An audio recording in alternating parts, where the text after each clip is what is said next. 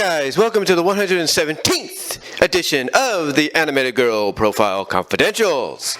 And today, the title says it best, we're talking about Tina Russo. Now, you're probably wondering, who's Tina? Well, if you look at the picture, yeah, we're talking about that Tina from the Looney Tunes Show. Now, she was introduced in the beginning, well, not exactly in the beginning, but she was introduced a few if not several episodes in to the Looney Tunes Show to kind of be like a balancing out, a bit of a foil, a loving foil for Daffy. And basically, she was introduced in an episode where Daffy obviously became smitten with her, asked her out. She seemed like, she was going to be a bland character and everything, but over time, she developed a personality almost right off the bat. Like, she was kind of surprised he wanted to ask her out, so he did. And basically, the rest is history. But she is a no-nonsense character. And she does have a little bit of looniness in her. Do not mistake that. Basically, there's an episode where Daffy fantasizes of how mad she'll get if she ends up reading the hate mail or whatever email he sent out. And boy, I'll tell you this, you want to see how very loony and expressive a new character like her can get? You get it right there. But yeah, she's basically, as Doug Walker, Nostalgia Critic, put it when he talked about the show a couple years ago, she's, like I said, she's very no-nonsense.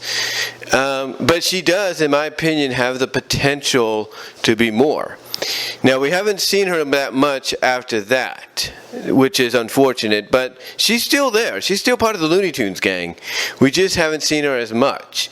I'm kind of surprised they didn't add her in to the Space Jam 2 movie, which I think would have been great.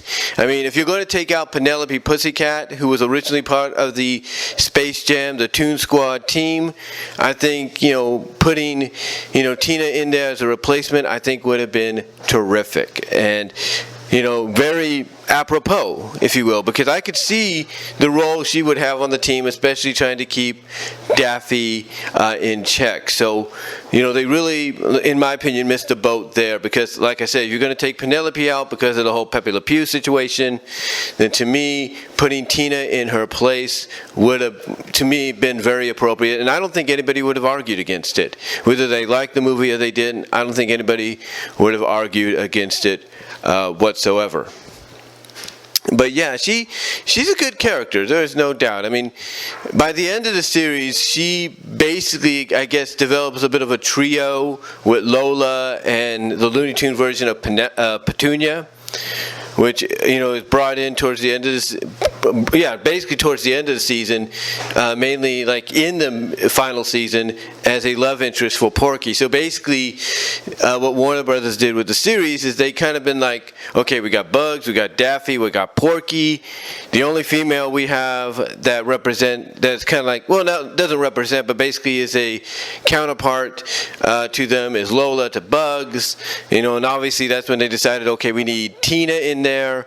And that's when we got Tina for Daffy, and then later on they brought in Petunia, which again I thought, great move on their part to do so, because that way it's a balancing out act. I mean, you want to know what made, in my opinion, Tiny Toon Adventures very, very successful? You want to know what made them very successful, in my opinion? Is when they did the balancing act out with Buster for Babs. Of course, they were the first two characters, period. From the origin perspective, but then you had Plucky, and then you needed someone for Plucky, so you gave him Shirley, and then for Hampton, you gave him Fifi. And what was interesting about that dynamic too is just like with, especially the Plucky Shirley thing, is you see a very similar situation. Shirley, even though she was a Valley Girl-like character, with psychic powers and stuff like that, she was also a decent foil for Plucky. She basically brought him down to earth and literally put him in his place. And I'm talking literally, like when she felt he was getting a little too egocentric, if you will, a little too frisky, she put him in his place, literally. And the other interesting pairing, of course, being Hampton and Fifi. That, to me, was unique because here you have Hampton, that unlike any other pigs is a clean freak. He's the exact opposite of them, which basically makes him like an outcast, like nobody wants to be around him. And then you have Fifi, of course. She is, who she is based off Pepe Le Pew. So what better dynamic to work, into as a pairing? But getting back to Tina here, like I said, you kind of feel a very similar situation here with Tina and Daffy in the Looney Tunes show that you felt with Plucky and Shirley in Tiny Toons. So I really enjoyed that dynamic. But overall, again, she's a good character. Now, she's also appeared in the Looney Tunes comics. Some of them, I think, some of the stories based, I should say, off the Looney Tunes show. So she's been there as well. And I think maybe she's appeared in 1 or 2 games, afterwards to kind of help balance things out. But we haven't seen much of her since, even though, like I said, she's still part of the Looney Tunes dynamic. She's still part of the Looney Tunes franchise because, she is basically the foil, the opposite, the counterpart for Daffy, and she played an integral part in the Looney Tunes show all the way to the end. I think the final thing they showed was the Christmas special. After that, the Christmas episode, like I said, after that. But overall, she's a good character, and I wish we could see more of her. Hopefully, we will. I can't say any more than that. But yeah, Tina Russo, I thought.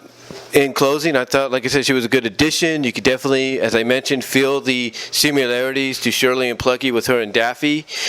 And I like the fact that she has that potential. You see that potential even in a Daffy Duck fantasy of how angry she can get. You see that potential, and I like it. And, let's be honest. Let's really be honest, though, guys. Even though she has the potential to be more than what she is, we got to remember when Lola first originally debuted, she wasn't, as loony. I mean, we saw more of that looniness in Looney Tunes show.